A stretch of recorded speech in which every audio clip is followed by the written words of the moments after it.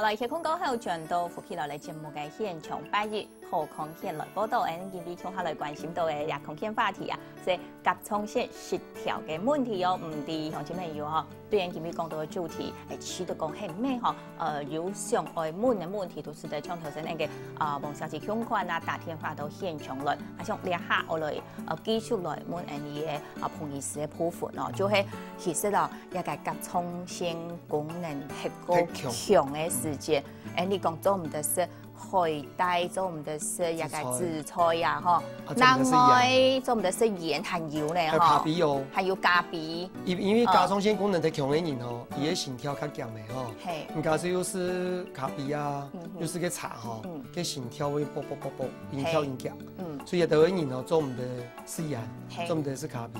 啊，青牛毛冇是茶，釀茶，係釀茶。好，一般呢，聽釀嘅茶冇是迄個糖米時嚟做的，冇泡按釀做的是啦，吼，所以鹽冇是，咖啡冇是，韓國釀茶冇是，海帶、紫菜做唔得是，韓國愛調整生活嘅，我都係講，就是愛正常地位吼，不用買嘅鋪條，哎呀個壓力呢吼，做嘅老嘅書記睇起，哎呀係清好嘅啊吼。有啲人實在冇辦法哦，都會調整一份工作嘅。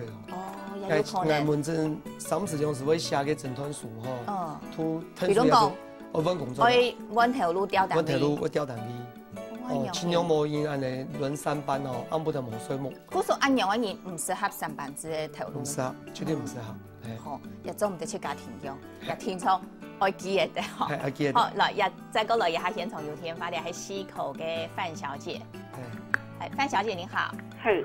來，您電話已經接到現場，您可以問您的問題。好，嗨。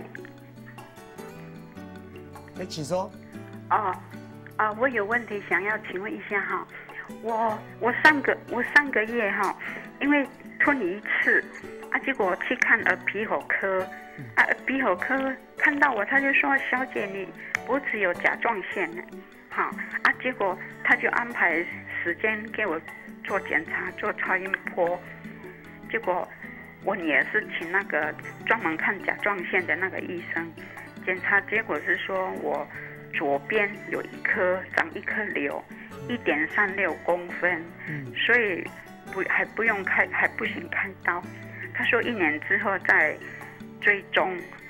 我想問一下醫生，我是不是還要抽血檢查，還是怎樣？好，也嘅問題都睇起按樣嗬，人家天花先掛貼都麻煩用法語老佢講，因為佢咩係嚇1.36公分的瘤哈，腫瘤哈，在臨床上不算大啦。那醫生假如有把握告訴他說1年之後再來追蹤，那很有可能他超音波照起來裡面比較像是水泡，比較像是水瘤。水瘤本身的那個惡性的機會並不高，所以那個醫生大概連抽都沒有幫他抽了。今天如果你1.36公分照起來是實心腫瘤，大部分的醫生會擔心的話，就會去抽一點做化驗。那另外就是甲狀腺長腫瘤，大多數抽血指數其實是正常的，所以會有一些醫生覺得乾脆就不需要抽血了。抽血去驗的通常都是這種亢進啊、低下的人，去抽血驗 T3、T4那個有意義。單獨一個腫瘤1.36公分，如果照起來裡面含水量比較高，確實有些醫生會覺得連抽血都不用抽。半年1年再回來照一下超音波就好。要定期追蹤檢查。是，所以我相信他那顆瘤應該是含水量稍微比較多哈。係佢天氣再去醫院啊，幫醫生來做檢查，按樣去做嘅啫。好，醫生按樣來做條費特高係好。係都記得都前一台啊嘅鄉親朋友咪有來問到問題啊，即係講甲狀腺同人家講紅年哦，即係講生年嘅，講字來講也真係咩用一個。一就係知道嗬，有問題咩動態做得我來，劉鄉親朋友詳細講。不過也有天花成過來接下天花，也係新做嘅車小姐，車小姐好。唔好。係，我來問下個問題。想問下醫生哈。係。一個甲狀腺同一個腎上腺有乜嘅關係？也兩個含的內分泌器官啊，但是冇共用哦。甲狀腺是維持一個新陳代謝的哈，腎上腺是講緊張的時間哈，要血糖增高的時間，腎上腺素會突然間分泌比較多嘛，所以暈痛的時間哈，它是周期會緊張的時間，腎上腺素會分泌。甲狀腺是平時維持一個基本的一个新陈代谢是要用到。嘿，也用个腺体完全无共用啊，无共用好，就完全无共用咯，按用来做一個哈，我想問醫生哈，因為按摩的哈，甲狀腺拿出來，也哈，當然要是一個甲狀腺素，哈，但是也個腎上腺瘤哈，拿出一片呢，也哈那個一片有油哈。那個一片是個腎上腺瘤是做唔得全部拿出哈，2片拿出做唔得。也個腎上腺瘤哈，做得用放射性治療嘛。冇辦法呢，甲狀腺瘤做得用放射性的哈，腎上腺的瘤冇辦法用放射線，較少啦。哦，亞摩的甲狀腺為了嘛個原因哪迄個因哦？就是甲狀腺亢進啊，係嘛？一開始唔咩省瘤吼，係咧功能在強開刀。開刀過後唔拉脫，可是有嘅。而家個偏同嘅腎上腺兩種無共用，完全無共用哦。假腎上腺省瘤哦，會影響到血壓哦，跟嘛時候開刀拿。甲狀腺嘅人哈，就大部分就連那個腎上腺就會傷瘤啊咧。有的人會啦，但是也兩種腺體無共用的功能啊，完全是無共用的功能。好，好，按照太題按樣來做一隻回答，迄講如無清楚無詳細，按老天花留下來，我家下添陣個請醫生來，然後唔做較詳細嘅回答咯，吼，啊像腋下咧，吼，我個技術來接嘅係鼻頭嘅用手指，吼。來，楊小姐您好。我們電話已經接到現場了。你好，馮醫師，我想，你好，馮醫師，我想請教你哈，如果說我們有那個甲狀腺的那個症狀的話，那如果要平常要多吃什麼樣的東西，或者是說還沒有甲狀腺這種問題產生的時候，我們要怎麼樣做保養，能夠防止它產生的一個幾率降低到最小？謝謝。好，來，像也同樣係法語哈，來，我給做下回答。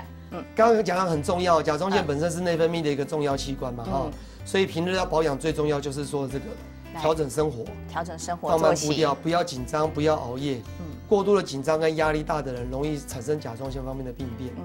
那至於飲食上，我還是要強調了哈，只有亢進的這一類病患，診斷出來是亢進的病患，才不能夠吃含碘的食物嘛。大部分的甲狀腺疾病病患是還可以的，那飲食很難控制呢，沒有辦法說靠飲食控制去預防甲狀腺生長疾病，這個是很難的。但是抽煙這個公認大家都知道，抽煙一定會引起甲狀腺的病變，幾率很高。古說也都做清會影響到啦，吼，也個繼續來接係士林的李小姐，士林李小姐。你好。你好。喂，彭醫師好。請說，請說。那個主持人。你好。喂，你好。是。我問講有甲狀腺吼，我是有看中醫吼，即種打脈是講有亢進。我總會嫌講一多種東西用唔得食，帶殼的東西啦吼，攏用唔得食啦。我心臟吼，有當下會很安尼跳得足急促安樣啦。會啵啵啵。種時啊吼，安尼頭會好似暈，會忽然間的安尼暈血安尼。唔是有甲狀腺的問題。好，也太題問題都壓掉部分。問題都壓掉哈。我上來問講吼，問你彭醫師講，我也蠻嚟看那種誒醫生，看你誒用嚟哪邊看啊？你講提到講你個按到按用嘅一隻問題啊，吼，注意呢到韓國吼，你我哋下按用挑戰做得冇啦，吼。係啦。好，你來搶也彭醫師來聊太來應觀眾。伊啊種偏糖伊來係咧甲狀腺的功能在強嘅。係。哦，某一天伊跳看胃口啦。伊做嚟看新陳代謝口。哦，新陳代謝。出現檢查，假使只是係咧甲狀腺的功能在強哦，一種都是有嘅啦。係。有講到嘛個模式都講過咩？哈。係。唔係像海帶哦，所有海產哦，公司係把。所有嘅海產做起模式。有講過嘅甲殼類哦，大部分的海產底部有含碘比較多，所以有甲狀腺功能在強嘅人，盡量是所有海產模式，海產盡量少食一些。海帶、紫菜、韓國頭先講到嘅一個盐啦、咖啡啦、饮茶，也都做青红色，好，也都做提，再过一摆了做提倡的吼。啊，像一下天饭就冇爱食的，要夹夹了讲到头先嘅杂话题吼。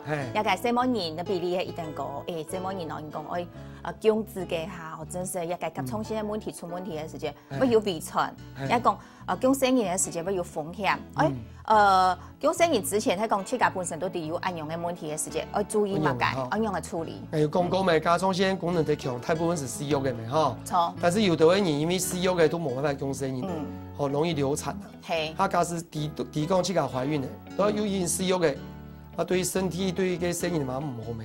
所以应该有当到骗人吼，系你。妇人家姜生意的，妇人家姜生意的本身假是有加创新功能在强的时节，冇办法使用嘅，也都只有落去到位。哦，也做係冇法度使用嘅啊，因為使用會有當到副作用啊，韓國啲生意可能會有影響，一時間都先冇法使用嘅騙人只有落去到位。冇法度使用嘅做係宿舍體系嚟，嗬，也做係一個部分，嗬，一宿舍體系佢都一到其他都全部。有經驗嘅胃口醫生哦，假使拿兩片啊，89%哦，佢哋都好用，都好。係，留一條嘅都好用，按用咩唔是講，我意思有嘅。都唔是完全唔是使用嘅。好，也是完全唔是使用嘅，嗬，一部分按用先嚟講到，嗰兩個上我夾嚟講到一個甲狀腺大廈嘅問題，嗬，一大廈嘅問題，嗬。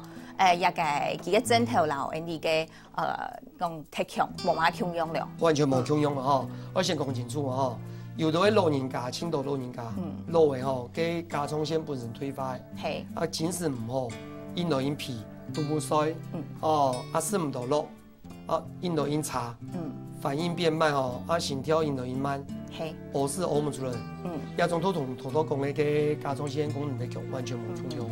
一種去處理檢查都低嘅。檢查嘅 T3、T4特大，佢第一時間一種輕簡單都是有嘅。估數也做意思。一種輕手啦，甲狀腺功能特大嘅時間，大下嘅時間一般漂年地不會冇超過10%啦。我較少的。也做一般嚟講，就係年紀較大嘅人，就慢慢地自己也個較老嘅人，就自己功能就會退化咪，嗬，就係也較多咧。後生嘅有多時間嘛會用。後生嘅會很用嘅，嚇。如果有一種偏度自體免疫疾病啊，像橋本氏症候群那種嗬。後生嘅時間都快不偏嘅，而不偏嘅時間哦，本身甲狀腺檢查嘅 T3、T4都因公因大。哦，估數你看咯，嗬，一個大廈其實嗬，目前講求簽啦，唔過時間都多呀，咁我安子些啊，什麼安彭醫師啦，到節目現場，安子些，什麼？